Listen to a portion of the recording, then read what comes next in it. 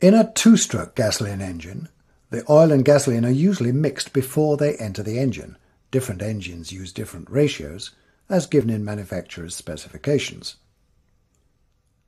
Oil, air and gasoline enter the crankcase. The high temperatures vaporize the gasoline and the oil lubricates the moving parts. A four-stroke gasoline engine crankshaft is basically the same as that in a two-stroke. At first, the shape may be a surprise. Why won't a simpler shape do the job? It's all to do with balancing forces. With its weight evenly balanced, this top spins properly. By adding a magnet, it now becomes unbalanced. Without removing this magnet, how can the top be made to spin properly again? Put an identical magnet on the other side. Then the weight is balanced again.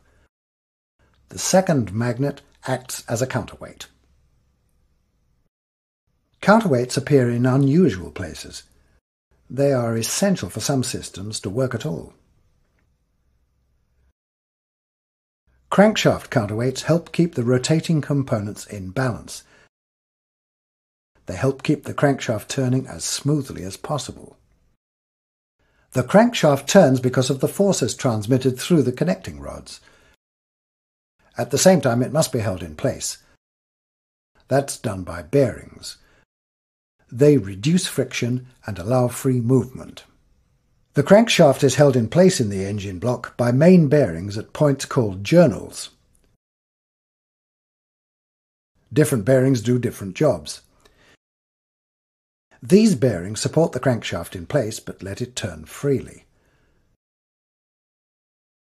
The crankshaft also needs to be located to stop lateral movement. This is done by using flanges.